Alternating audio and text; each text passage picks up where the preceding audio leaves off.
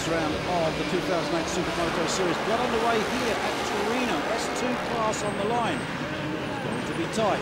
Adrian Chirea, the S1 champion, making a change of category for this year, led them away from the start. He was closely followed by Gozzini. David Gozzini on the 69 TM, looking good at the moment, but for some riders, it wasn't quite going the way it was meant to. Ended up on the floor.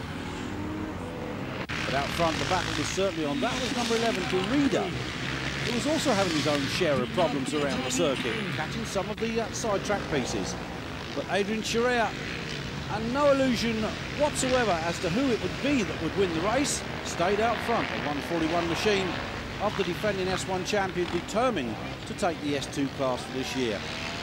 He brought race one home, clearly out front to take the 25 points. Celebrations with a stand-on seat wheelie. That's the way to woo the crowds. David Gozzini was in second place. The first of the S1 races got underway. Again, all eyes were at the front. Pole sitter from Supermoto earlier in the day was the number 12 machine, the KTM of Bernd Ema. He was really on a mission to make good the problems he'd had from later in the year. But number 9, the Robertson's KTM, the Brit Matt Winstanley, led 101 to Thierry Van den Bosch, the former champion who last year had a wretched time. Van den Bosch determined that he was going to take blood here. He wanted to stand on that podium on the top step, and he was determined to get past the Brit, which he eventually did. VDB was on course to take his first 25 points of the season at round one here in Torino from this S1 class.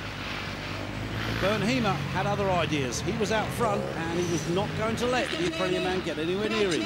The German brought the bike home to take those 25 points with VDB back in second place and retaking the 22. Ema was clearly happy with that result.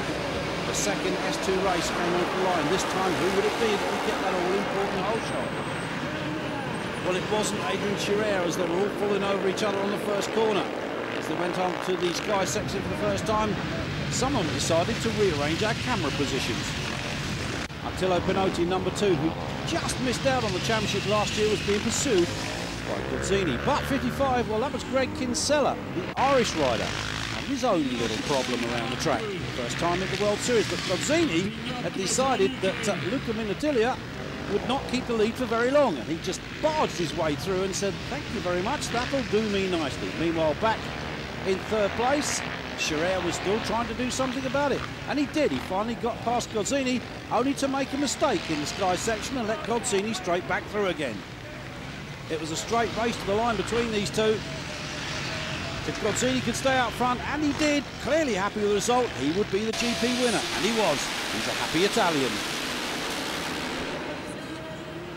And the final race of the day was the second of the S1 classes, and again, Thierry Van den Bosch was looking to do the business.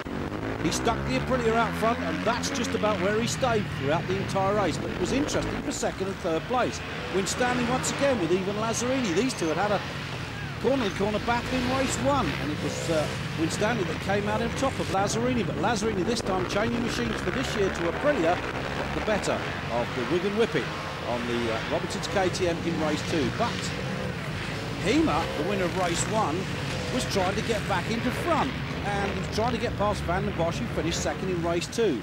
If Ema could get past the Frenchman, he would stand on the top step of the podium. He was being pursued by Thomas Chirea, and Chirea trying everything he could to get past the German, but it just wasn't enough. Van den Bosch extended his advantage on the final lap to come home and take the well-earned checkered flag, and the top step of the podium, VDB, is back. Trophies presented to all three, and a good finish to the event.